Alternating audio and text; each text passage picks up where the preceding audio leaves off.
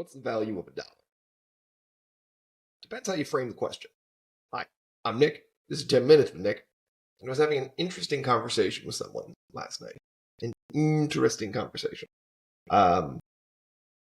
It was a wide-ranging conversation, covered a lot of topics. It'll probably jump into my head here at other points and trigger other ideas, either for future podcasts or in this one, because I have the attention span of a squirrel, and when I see a shiny object, I chase it. I don't know if squirrels chase shiny objects. They probably do. At the very least, they go around chasing acorns. Or, I haven't made a comprehensive study of the behavior of squirrels, so I really don't know what squirrels do. I assume, and it's never good to assume because it makes an ass out of you and me, but I assume that squirrels chase random things. Although, I suppose, since they've survived this long, their evolutionary chain must be pretty powerful, and their thought process must be at least minimally strong. They must have some directed drive that allows them to survive as long as they do. I think. I don't know. The evolutionary process of squirrels is not something I've made a deep study of, or even a passing study of. I'm going entirely based off of the jokes people make when people say they have the attention span of a squirrel. Back to the value of a dollar. It's interesting to talk about the value of a dollar nowadays because we're in a little bit of a time of economic change. We're at a weird inflection point in the way we come to understand the economy. The world is now doesn't just have billionaires now. It is replete with billionaires. And we need to really understand what the concept of $1 billion is. We don't know the value of a dollar yet. We haven't answered that question, but let's assume, okay, the concept of a dollar exists. I have 1 billion of them. More than 1 billion of them. Bezos, I think at the last count, had 250 billion. I mean, that's a large number. But the concept of $1 billion is always interesting to me because, take $1 million.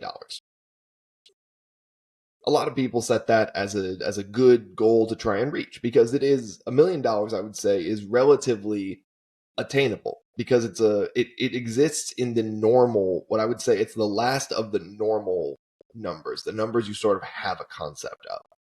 When you go to, you reach your hand out and you say, okay, what is $1 billion? Okay, $1 billion, when you break that concept down, it is 10 100 million. Excuse me, no. 100, 200, 300, 400. Yeah, it's 10 100 billion. Or 10 100 million, excuse me. 100 million is 100 million. 100, 1 million. It sounds weird when I just like vocalize it, right? But remember this concept. To get to the numbers that allow you to get to, I think I'm getting that wrong too. I think you need, this is the problem with $1 billion. Like the concept of $1 billion is very hard to wrap your head around. But we hear the number all the time.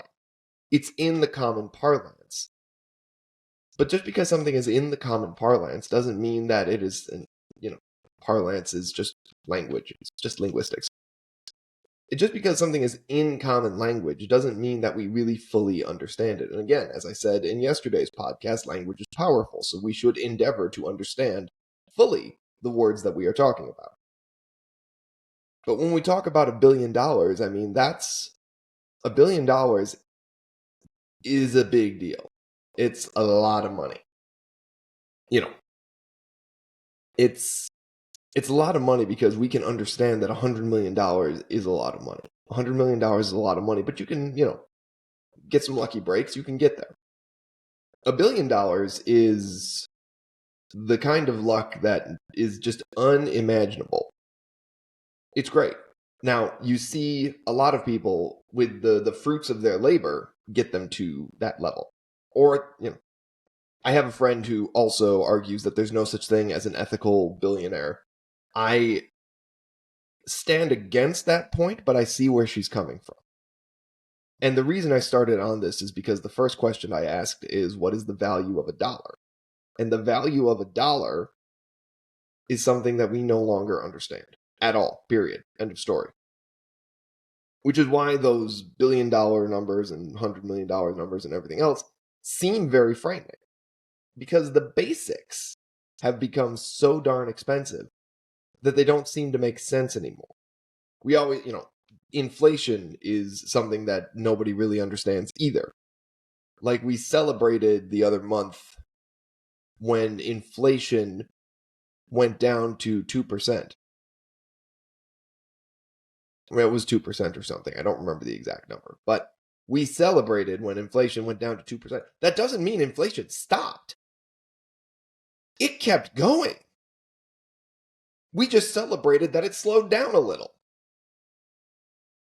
I'm so glad that prices that had already risen, 300% in the last 10 years, only raised by another 2% in the last month.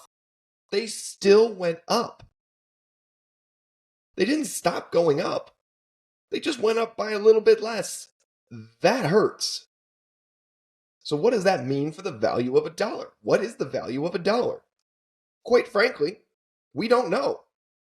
But it's not a dollar. This is a little glib. Right, look. Economists have 100 different ways to explain it, and every time they try to find a way to explain it, it almost seems like they're hiding the 8-ball. The truth of the matter is, a dollar is... What is the value of a dollar? Quite frankly, the value of a dollar is nothing. The value of a dollar is, these days, a concept that we all just kind of agree on as a base value. Like, we all just kind of agree that, yeah, sure, 100 pennies goes into a dollar. Okay, sure. What's the value of a penny? 1/100th of a dollar. So what's the value of a dollar? Well, it's 100 pennies. So what's the value? You see the kind of circular reasoning you're going through. And it's important for us to try to, and again, I don't think I'm going to be able to wrap my arms around it in a podcast, but it's important for us to try to wrap our arms around it, because you see a lot of people who pop early. And this was the point of the conversation I was having last night, that we were talking about the success that some people have when they're so young and they make so much money very suddenly has skewed what money looks like to us, what success looks like to us. Because it's no longer about, oh, let's make money and take care of ourselves and go on about it. No, it's become, let's make money and then let's spend as much of it and flaunt it. And the flaunting of money is, is wild to me. It doesn't, it just, like, why are you flaunting? Who cares? Like, there's people who drive Lamborghinis, Murcielagos, and I'm like, it's cool, but it's a toy. Like, it's a very expensive toy. It's not, there's, like, what are you going to do? Go to the grocery store in your Lamborghini Murcielago? No. You bring that thing out to try and impress people. It's a toy. It's not transportation. So what's the point of it? What's the value of a dollar? And the problem is it's different to each person. And that's a problem when it's currency. And it needs to be communicable between everybody. The value of a dollar to me is different than the value of a dollar to you. And I think that's the problem, is that the value of a dollar changes depending on who you're talking to. And when that's the case, it's hard to have the free exchange and trade of goods and services. All we know for sure is that the value of a dollar ain't what it was. If this made sense, please subscribe, join the podcast. We lost a couple subscribers. RIP to those subscribers. But the subscribers who stuck around, I do appreciate you. Thank you for sticking around. I'm Nick. This is 10 Minutes with Nick. Have a great day.